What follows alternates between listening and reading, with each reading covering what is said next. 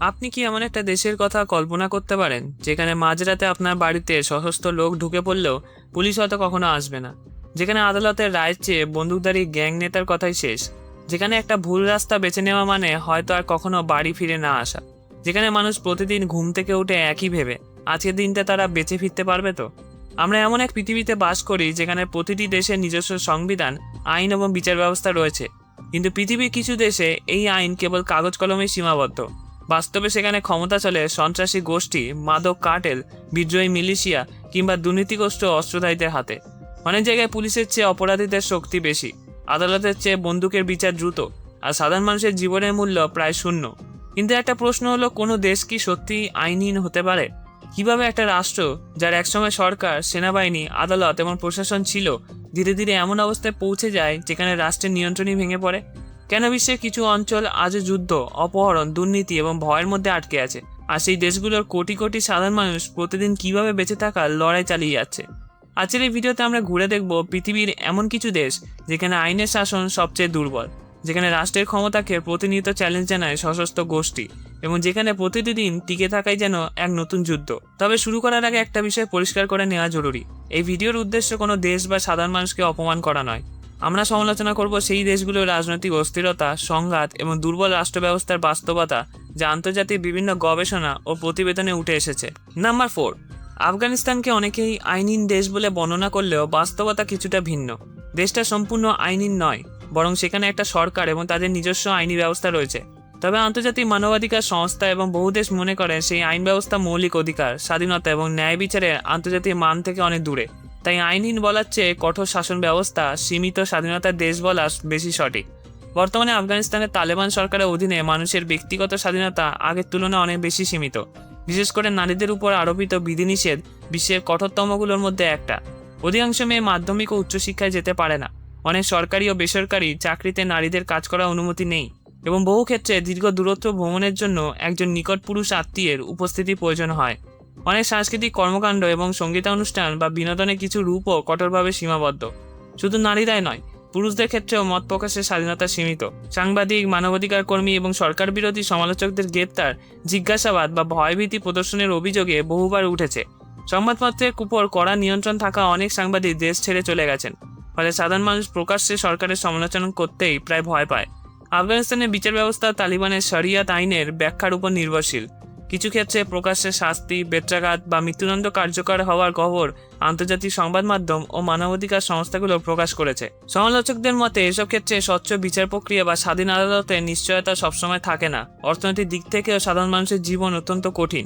বিদেশি সাহায্য কমে যাওয়া, আন্তর্জাতিক নিষেধাজ্ঞা, ব্যাংকিং সংকট এবং ব্যাপক বেকারত্বের কারণে কোটি কোটি মানুষ দারিদ্র্যের মধ্যে বসবাস করে।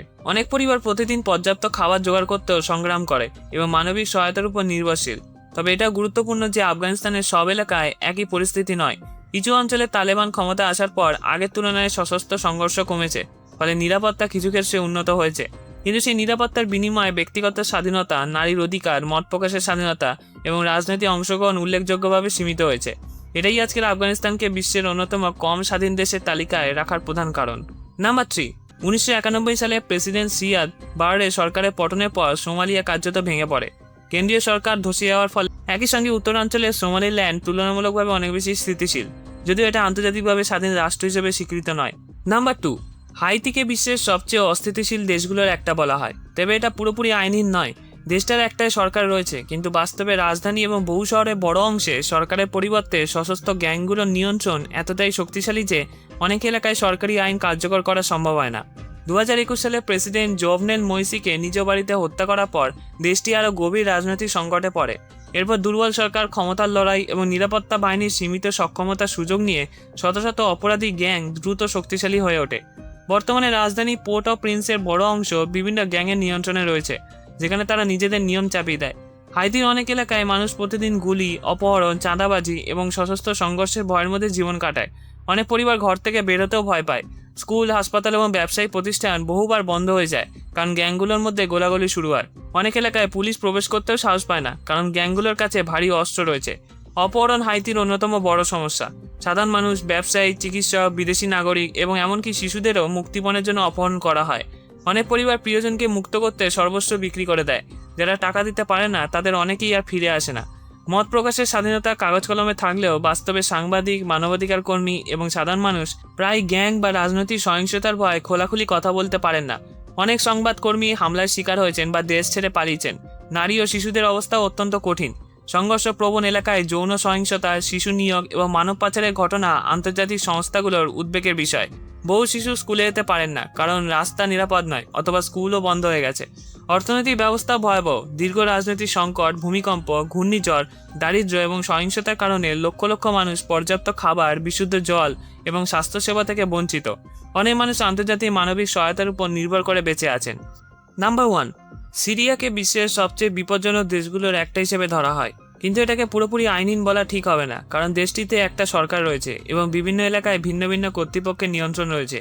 তবে দীর্ঘ গৃহযুদ্ধের কারণে বহু বছর ধরে দেশের অনেক অংশে সরকারি আইন কার্যকর ছিল না এবং বিভিন্ন সশস্ত্র গোষ্ঠী নিজেদের নিয়ম চালিয়েছে। 2011 সালে সরকার বিরোধী বিক্ষোভ শুরু হওয়ার পর তা ধীরে ধীরে পূর্ণাঙ্গ গৃহযুদ্ধের রূপ নেয়। এরপর সিরিয়ার বিভিন্ন অংশে সরকারি বাহিনী, বিদ্রোহী গোষ্ঠী, কুর্দি বাহিনী এবং জঙ্গি সংগঠনগুলো একে অপরের বিরুদ্ধে যুদ্ধ শুরু করে। একসময় ইসলামিক স্টেট সিরিয়ার বিশাল এলাকা দখল করে নিজেদের শাসন ব্যবস্থা চালু করেছিল। পরে তারা অধিকাংশ এলাকা হারালেও সংঘাতের প্রভাব এখনও রয়ে গেছে। সিরিয়ায় সাধারণ মানুষ গত 1 দশকেরও বেশি সময় ধরে যুদ্ধ, বিমান হামলা, গোলাবর্ষণ এবং বাস্তুচ্যুতির শিকার হয়েছে। লক্ষ লক্ষ মানুষ নিজেদের বাড়িঘর ছেড়ে অন্য শহর বা বিদেশে পালিয়ে গেছে। কোটি কোটি মানুষ মানবিক সহায়তার উপর নির্ভরশীল। স্বাধীনতার দিক থেকেও পরিস্থিতি অত্যন্ত কঠিন। বহু বছর ধরে সরকারের সমালোচনা করা, বিরোধী মত প্রকাশ করা বা স্বাধীন সাংবাদিকতা করা অত্যন্ত ঝুঁকিপূর্ণ ছিল। মানবাধিকার সংস্থাগুলো গ্রেপ্তার, গুম, নির্যাতন এবং নির্বিচার আটক নিয়ে বহুবার উদ্বেগ প্রকাশ করেছে। যুদ্ধ চলাকালীন বিভিন্ন সশস্ত্র গোষ্ঠীর বিরুদ্ধেও মানবাধিকার লঙ্ঘনের অভিযোগ উঠেছে। অর্থনৈতিক ব্যবস্থা মারাত্মকভাবে ক্ষতিগ্রস্ত। যুদ্ধ, আন্তর্জাতিক নিষেধাজ্ঞা, অবকাঠামো ধ্বংস এবং বেকারত্বের কারণে সাধারণ মানুষের জীবনযাত্রা অত্যন্ত কঠিন। বিদ্যুৎ, জ্বালানি, ওষুধ এবং খাদ্যের সংকট অনেক এলাকায় দীর্ঘদিন ধরে সমস্যা। তবে বর্তমান পরিস্থিতি আগের চেয়ে কিছুটা ভিন্ন। সাম্প্রতিক রাজনৈতিক পরিবর্তনের পর দেশের বিভিন্ন অঞ্চলে এখনও ভিন্ন ভিন্ন কর্তৃপক্ষের নিয়ন্ত্রণ রয়েছে এবং নিরাপত্তার প্রশাসনের অবস্থা অঞ্চলভেদে অনেক আলাদা। রাজধানী ও সরকারের নিয়ন্ত্রণ এলাকায় এক ধরনের প্রশাসন, উত্তর পূর্বে কুর্দি নেতৃত্বাধীন প্রশাসন এবং উত্তর পশ্চিমে অন্য সশস্ত্র গোষ্ঠীর প্রভাব দেখা যায়। ফলে পুরো সিরিয়ায় একই ধরনের আইন বা শাসন ব্যবস্থা কার্যকর নয়।